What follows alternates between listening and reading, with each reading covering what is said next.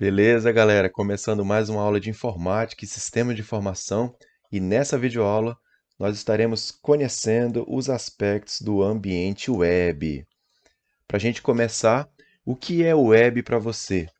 Né? Você já ouviu falar sobre o web? Né? Então, a web é internet? É a mesma coisa que internet? Então, a gente vai descobrir nessa aula que a web ela é um dos principais serviços da internet.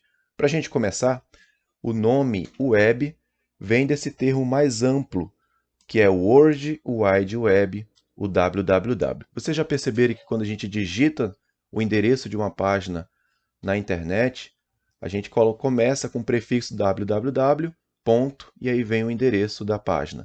Isso quer dizer que você está querendo procurar na grande rede de computadores uma determinada página web. Beleza? Então, por isso que abreviou-se com o termo web. E, basicamente, o que temos aqui representa um sistema de informações mundialmente distribuídos. Então, percebam que a grande rede de computadores, que na aula passada nós falamos sobre redes e internet, então se você não assistiu, recomendo que você assista, vou deixar disponível aqui no card, aqui em cima, para você acessar a videoaula passada que falamos sobre essas características da internet. Beleza? Então esse sistema está distribuído através de uma grande rede de computadores e a web é o principal serviço da internet. Já sabemos o que é o www, né, nosso World Wide Web. Então, ela é o principal serviço da internet. Por quê? Porque ela oferece toda a parte multimídia da rede. O que é a parte multimídia, pessoal? Portais eletrônicos, os serviços de home bank, que nós falamos na aula passada sobre e-service, e-commerce, parte de comércio eletrônico e etc. E-business, todo o comércio que acontecia de forma física, agora ela acontece através da web. Né? Então, a parte multimídia, né, de vídeos, de jornais, jornais eletrônicos, toda a parte de comunicação, né, e redes sociais acontece na web. Beleza? Bom, conhecendo o ambiente web, ela utiliza primeiramente uma infraestrutura de redes de computadores. Então, se você assistiu a aula passada, nós falamos como é constituída a infraestrutura de uma rede de computador, de forma bem básica. Vocês estão lembrados? Falamos que uma rede de computador é composta por programas, né, a parte lógica, os programas que funcionam nos computadores e seus protocolos de comunicação, e falamos da parte física, que também é a parte dos dispositivos, né, dos roteadores, dos cabos que conectam essas máquinas. Então, basicamente, essa infraestrutura de parte lógica e parte física, ela é utilizada, no caso aqui que a gente está falando, sobre os serviços web, eles utilizam essa infraestrutura de redes. Para qual finalidade? Disponibilizar o acesso às informações. Tá? Essas informações, pessoal, numa grande rede de computador, como a web, que né, está mundialmente disponível, né, de forma global, essas informações residem numa base de dados, tá? Num banco de dados. Então, aqui trazendo a nossa imagem, observe nessa imagem que nós temos aqui alguns dispositivos, como o smartphone, né? Temos aqui um tablet, todos eles buscam informação em algum lugar. E o objetivo da aula de hoje é tentar saber onde é que ele busca essas informações, de que maneira isso acontece. Tá? Então temos aqui um smartphone iOS da Apple, temos aqui o Windows da Microsoft, temos aqui um sistema Android. De toda forma, independente de plataforma, eles vão buscar esses dados em algum lugar na rede. Isso acontece através de servidores. Tá? Então a gente vai começar a falar mais para frente que todos esses dispositivos aqui, pessoal, né, eles residem no nosso computador, no nosso dispositivo. Nós somos as pessoas que solicitam essas informações na internet. Né? E essas informações residem aqui, em grandes computadores que disponibilizam esses dados. Beleza? Então, quando você acessa um aplicativo, acessa um navegador web, busca por alguma página na internet, você está fazendo solicitações para um computador que está no outro lado do planeta. Né? São servidores que a gente vai já já tratar a respeito disso. E aí esse tipo de modelo se chama modelo cliente-servidor. O nome já é um pouco mais intuitivo, Porque o cliente-servidor é um modelo computacional que separa, de um lado, clientes. Então, vocês devem imaginar que os clientes somos nós, que estamos acessando um dispositivo. E, de outro lado, os servidores, que são grandes máquinas, já já a gente vai para a definição, são grandes máquinas que disponibilizam serviços na internet. E cliente e servidor, eles estão interligados, né, utilizando redes de computadores, aquela infraestrutura que a gente já conhece. Beleza? Então temos aqui no nosso painel, observe, uma aplicação cliente. Então aqui está rodando dentro desse computador aqui alguma aplicação, algum programa que o cliente está executando. Então nós somos o cliente normalmente, utilizando nossos dispositivos. E aqui do outro lado nós temos uma aplicação servidor, temos aqui um programa que está rodando no servidor com a finalidade de disponibilizar dados. Tá? No meio do modelo cliente-servidor, temos aqui a nossa internet. Então, um computador precisa de ter acesso a uma rede local, primeiramente, né, que disponibiliza acesso à internet para buscar dados no servidor. Tá? Então, o servidor é que oferece os dados através da internet. Então, o ponto de comunicação entre cliente e servidor se dá por meio de uma rede de computador ligada à internet. Aqui a gente tem uma outra visão, pessoal, onde de um lado nós temos os clientes. Então, o cliente ele pode estar através de um laptop, de um notebook, um smartphone, em um desktop, um computador pessoal, né? E do outro lado nós temos os servidores, tá? O servidor ele pertence a uma determinada empresa, né? Disponibilizado pelas empresas que oferecem algum serviço, né, através da internet. Tá? Então, no meio disso tudo, nós temos a internet conectando clientes e servidores. Eu acho que para ficar bem claro, nós temos os clientes de um lado e servidor do outro. Quem que faz a solicitação de dados? O cliente ou o servidor? Então, de um lado, quem solicita, quem faz a solicitação, a requisição, é o cliente.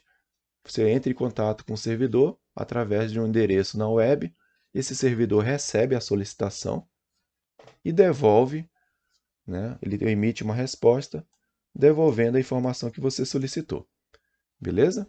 Então, basicamente, o modelo cliente-servidor está configurado dessa maneira.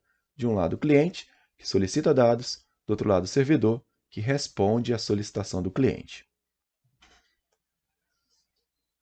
Continuando nesse paradigma do cliente-servidor, nós temos do lado do cliente a interface gráfica.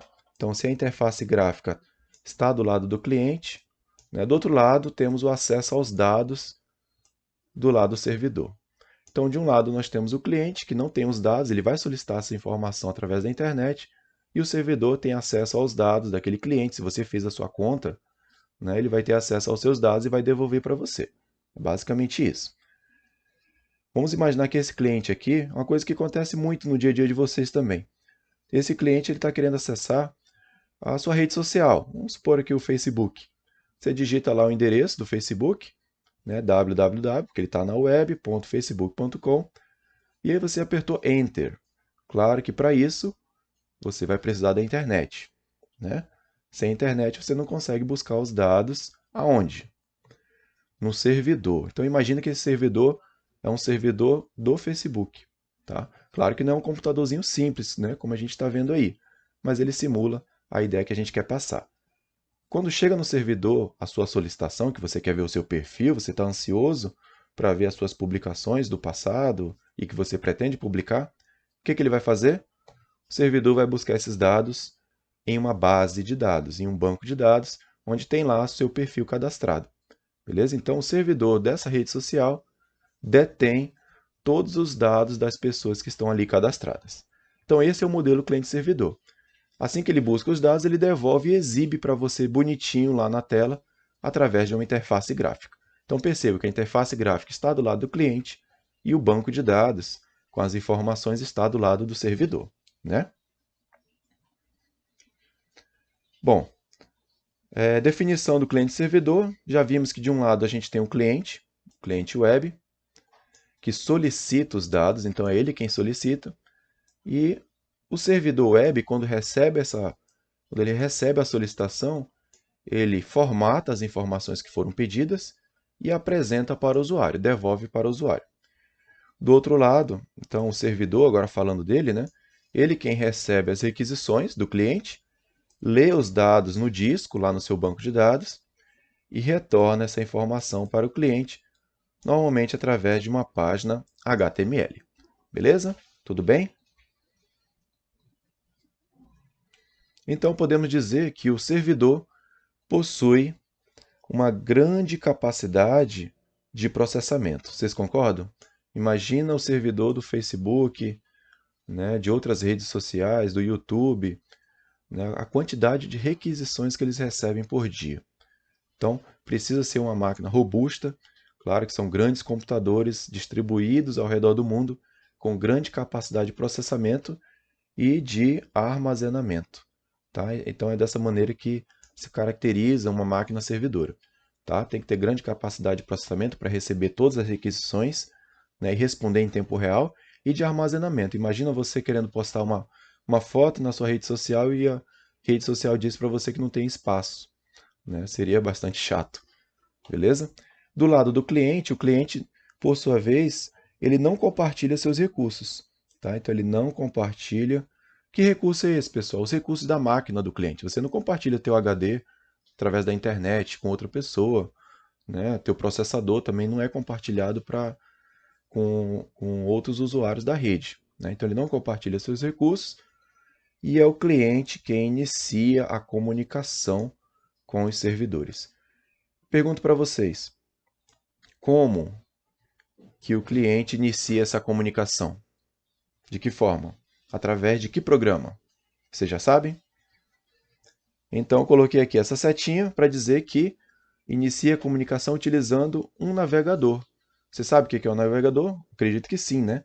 É bastante conhecido esse termo navegador, mas para quem não sabe, um navegador é conhecido como web browser, tá? É um termo em inglês, ou simplesmente browser.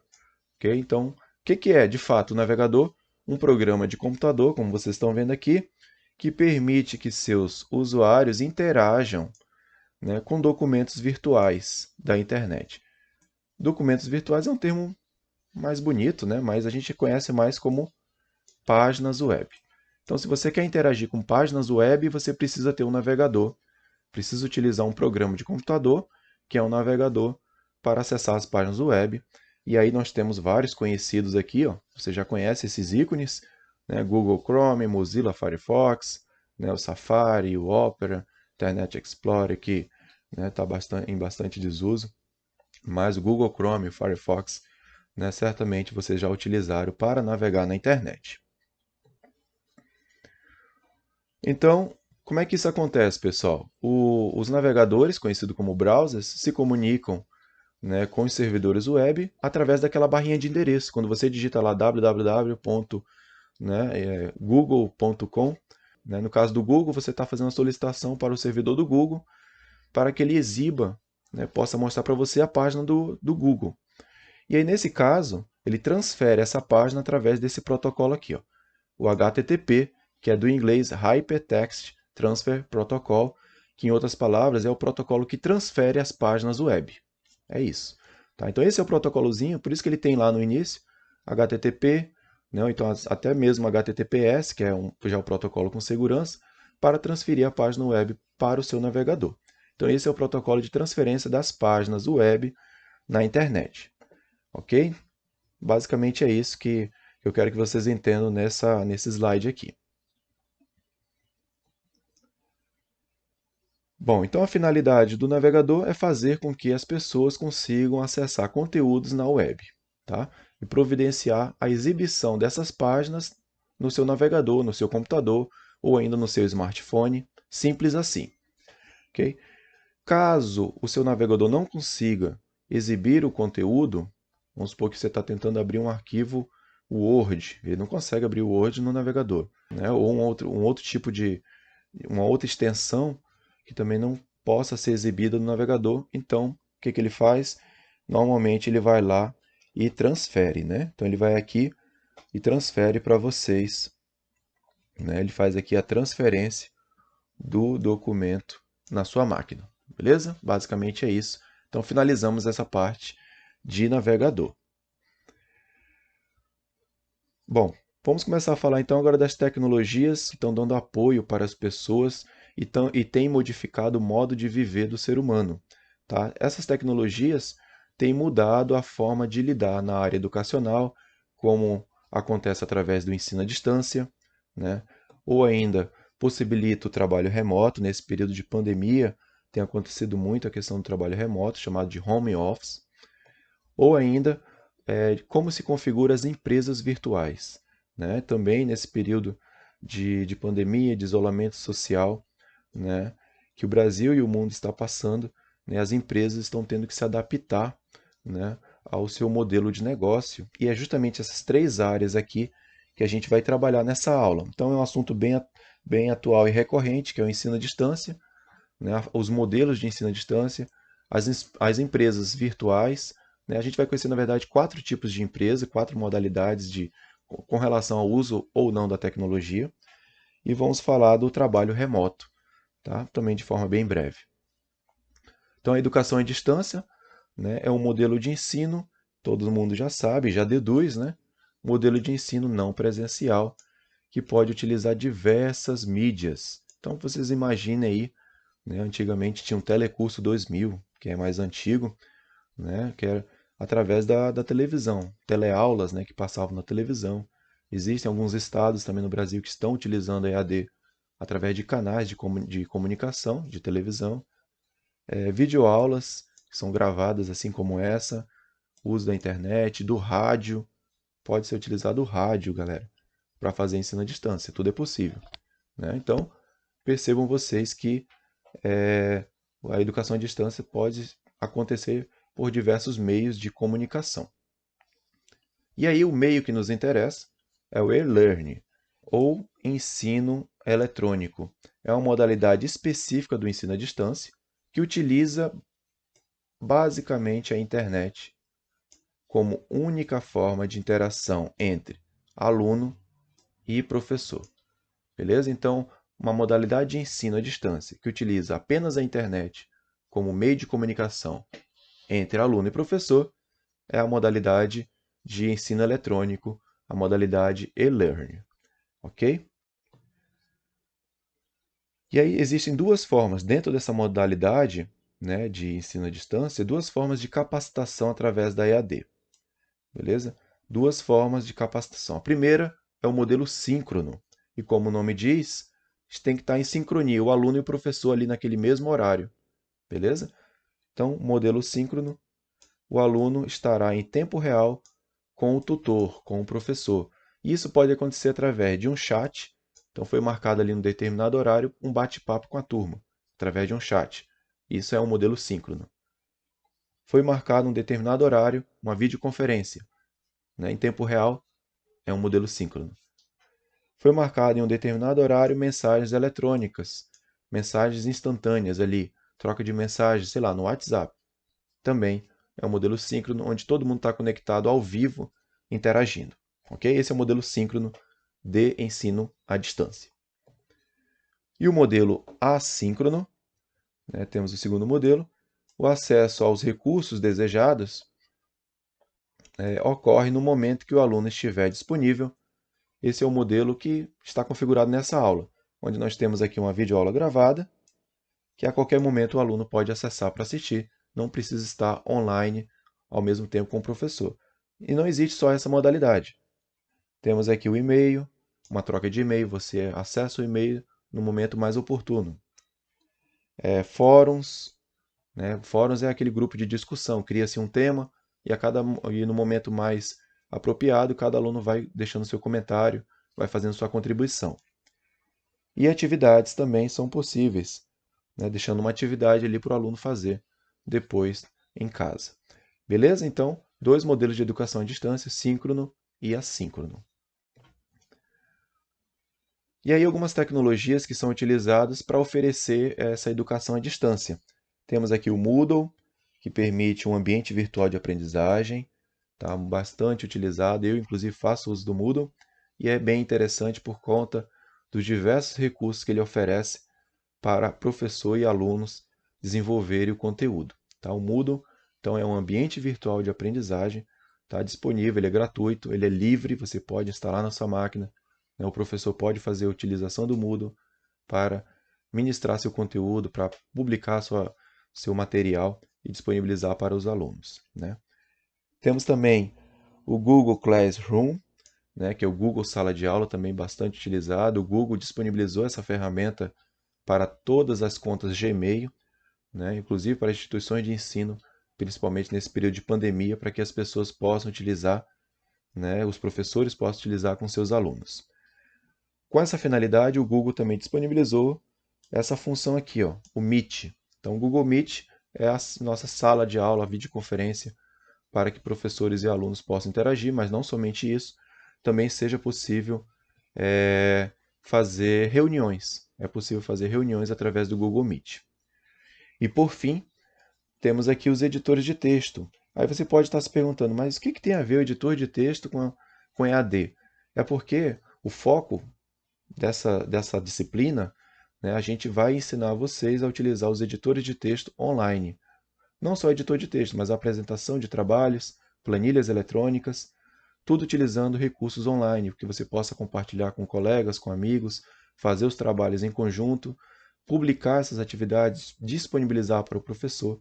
Então, os editores de texto também é uma ferramenta que pode ser feita de forma colaborativa, né? Uma ferramenta que permite que pessoas interajam na elaboração de trabalhos acadêmicos.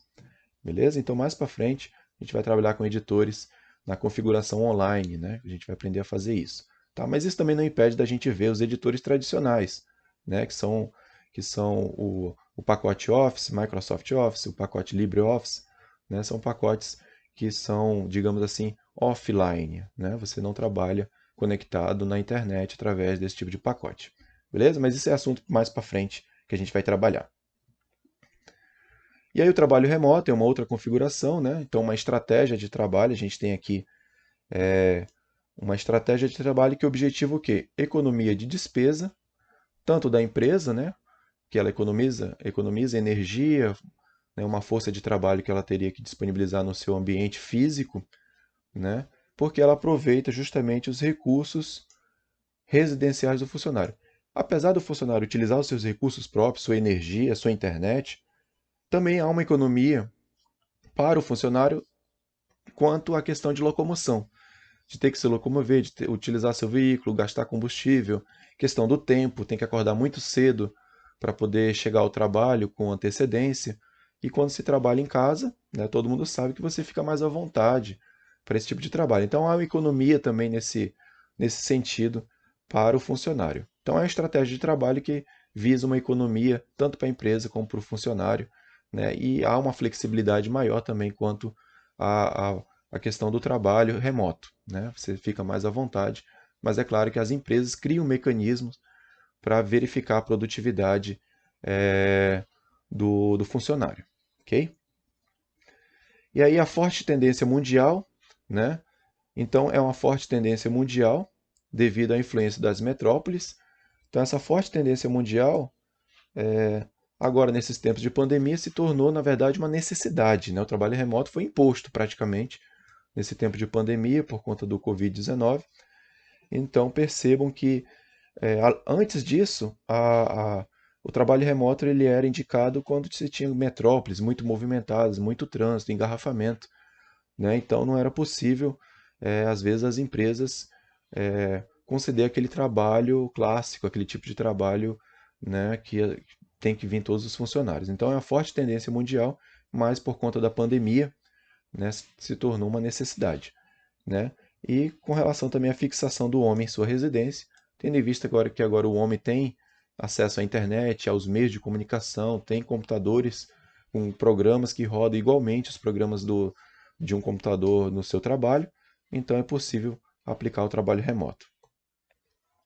Então nós vamos falar dos diversos tipos de empresa, né? A reta final dessa videoaula é falar das empresas clássicas ou tradicionais, a empresa mista, a empresa virtual e a empresa digital, beleza?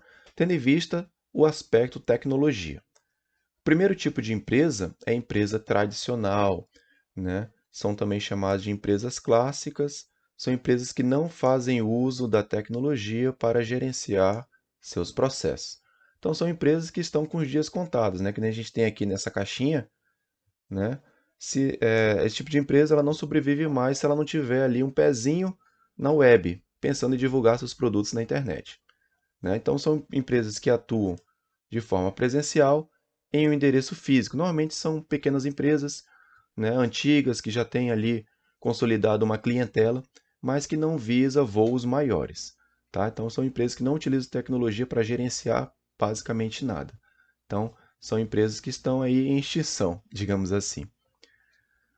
Depois disso, temos a empresa digital. São empresas que adotam a tecnologia, né, já com a finalidade de extinguir o uso do papel. Tem várias empresas e instituições que já adotam o perfil de empresa digital, digitalizando todos os seus processos, né, e fazendo uso de sistemas para gerenciamento das suas informações. Então, quando se extingue o uso do papel, consequentemente, uma empresa que pensa em automatizar seus processos está configurada como empresa digital. Então, todas as informações, dados, informações que circulam na empresa digital estão digitalizados e são acessíveis por meio de sistemas. Então, é uma empresa que está pensando em automatizar seus processos através do uso da tecnologia. Beleza? Então, ela é totalmente o inverso da empresa tradicional, que não utiliza tecnologia. A empresa digital, ela é uma empresa que investe massivamente em tecnologia para automatizar seus processos. A empresa mista são empresas que possuem um endereço físico. Agora é uma outra característica, porque a empresa mista ela tem um endereço físico, mas também ela possui um endereço virtual. Ela também atende através da internet, né, por meio de vendas online, por exemplo. Beleza? Então a empresa mista ela tem tanto uma sede física como uma sede virtual. Tá? Então muitas empresas estão nessa categoria, pois acontece uma gerência parcial das suas vendas entre lojas físicas, né, e lojas virtuais, chamado de e-commerce, como a gente viu na aula passada. Beleza? Então são empresas que têm atuação nas duas áreas. Exemplos de empresa mista, a Americanas tem sede física e também vende na internet. Magazine Luiza tem uma sede física e também vende na internet. Casas Bahia e assim por diante. Beleza? São empresas que estão atuando tanto presencialmente como à distância, digamos assim. E a empresa virtual, realmente aquela empresa meramente virtual e que tem se consolidado nesse período de pandemia, são empresas que não existem fisicamente. Tá? Então, muitas empresas têm sido criadas apenas em caráter virtual. Se você for procurar a sede física dessa empresa, você não encontra. Né? E são empresas tipicamente virtuais, onde somente através da web o cliente conseguirá adquirir o produto, tá? Ou o serviço daquela empresa. Beleza? Então, tem se configurado um tipo de empresa virtual, empresas que atendem exclusivamente pela internet. Aqui a gente tem alguns exemplos de empresas bem consolidadas, como Submarino, Netshoes, Amazon, dentre outros, sem contar aquelas pequenas empresas que, vendo uma oportunidade de negócio, só atende de forma delivery, ou seja, só faz entrega, né, uma pequena empresa, um pequeno negócio, onde não há uma sede física, não está instituído ali uma venda presencial de um endereço físico, mas que vende através da internet, também é configurado como empresa virtual. Beleza? Então finalizamos essa videoaula. Em breve viremos com mais para dar continuidade ao conteúdo. Valeu, até a próxima!